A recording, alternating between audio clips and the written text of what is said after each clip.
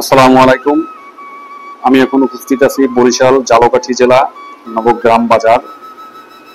এই বাজার সপ্তাহে 2 দিন মিলে, শনিবার এবং মঙ্গলবার।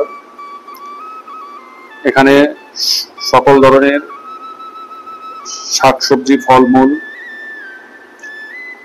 কীটনাশক মুক্ত, একদম ন্যাচারাল শাকসবজি পাওয়া যায়।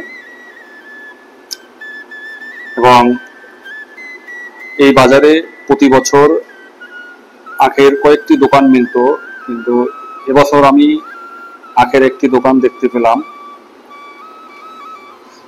বরিশালে আখের উৎপাদন অনেক কমে গেছে। আখ আমাদের দেশের একটি জনপ্রিয় অর্থকরী ফসল বলা হয়, চিনি উৎপাদনের মূল ফসল। কিন্তু চাহিদার তুলনায় বরিশাল সহ গোটা দক্ষিণ অঞ্চলে আখ উৎপাদন আগের চেয়ে অনেক কমে গেছে। এর কারণ হিসেবে দেখা গেছে সরকারের সংশ্লিষ্ট বিভাগের সঠিক মনিটরিং এর অভাব ও আখ চাষে প্রচুর ব্যয় বেড়ে যাওয়ায় আখ চাষিরা চরম অর্থ সংকটে পড়েছেন।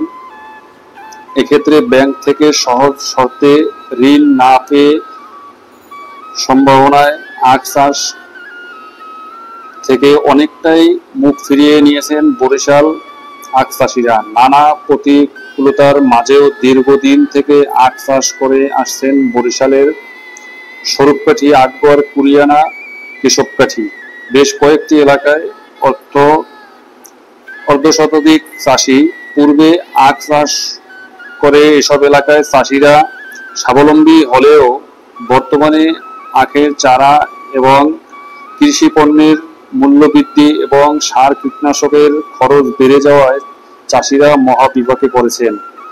তাই আখ চাষ অনেকটাই কমে গেছে বরিশালে।